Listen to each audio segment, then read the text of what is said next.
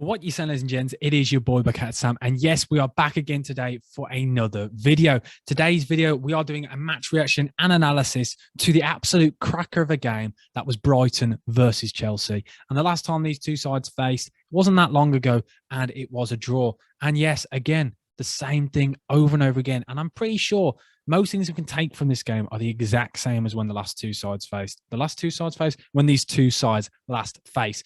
1-1, and Chelsea took their chances, and it's the same thing for Brighton over and over again. What we always say about the club, they create chances, really nice chances, but they don't have that final product. There was a couple of times where Danny Welbeck had a couple of chances. One that I remember very, very vividly was the start of the second half. He had a chance with his left foot one-on-one, misses the ball entirely, and then he also had another chance with his left foot one-on-one, which he spooned off wide. And the thing is with Brighton, we can all say they play lovely football, which they do, and I will definitely say they played the nicer football today. They were more direct, they were more efficient with the ball. I'd say they created more clear-cut chances, but the problem is, and it comes back to it, is they aren't clinical. And we can always say, oh, if they've got a good striker, they'll score goals, they'll climb up the league.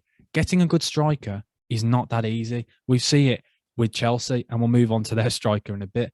But that is the problem with Brighton. They don't have that clear-cut, that clinical, just that little edge that they need to be that top side that they could be, because they play some really nice football. They get themselves out of presses so well, passing the ball around, moving it well. And one thing I want to say is that defense today, they were absolutely class, Brighton were. Cucurella, what a baller. He's my man of the match today. Obviously, Adam Webster was great. He got the goal as well, and he was very good on the ball. But Cucurella just made Hakim Ziyech look awful. Hakim Ziyech struggles anyway with the Premier League, and he's one-footed. You know what he's going to do. It's very methodical. Yes, he did score. That came from actually, we can talk about that goal. That goal, really, Kante and Hakim Ziyech passed the ball between each other four times, and then the press was that no one came out to block the shot, and Robert Sanchez had so much time. The ball was outside the box, at his near post, and he gets a hand to it. Robert Sanchez, a keeper that usually is very reliable. Awful. That's awful from him. He has to save those kind of things. And these games, when you play against big sides, everything can be analysed to that minuscule detail. And those are the kind of chances that get you points. He has to save that. And not only that, the player, whoever it was, I couldn't tell on the replay, whoever it wasn't Cucurella, it was another player who joined in, has to get out and press faster, has to be on it. You can't do that. Has to be on it. Has to be. Poor from them, really, but the shot shouldn't have come in anyway, and Kante and Ziyech shouldn't be able to pass it between the two of them four times just outside the box like that.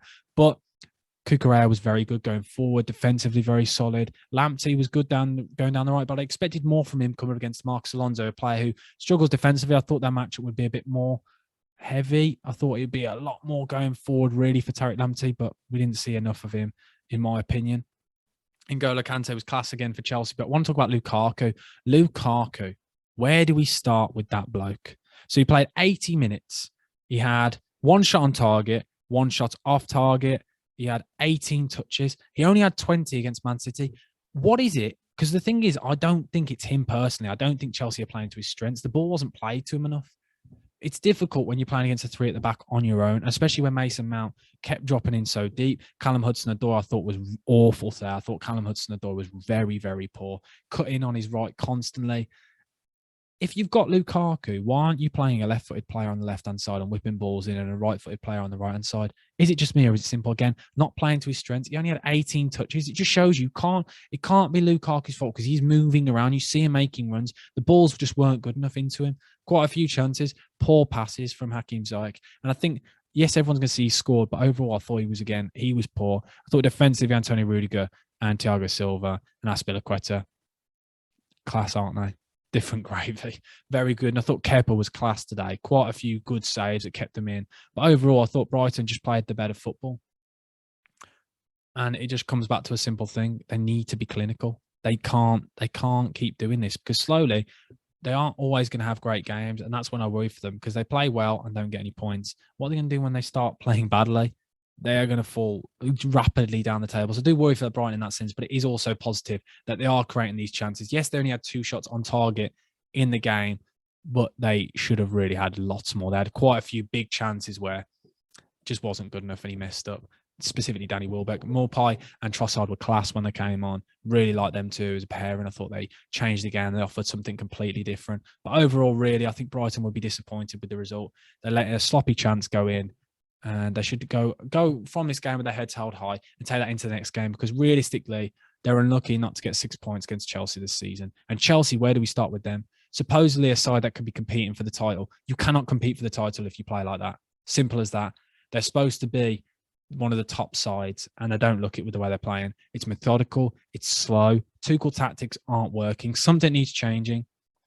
Callum Hudson-Odoi was poor, as I said.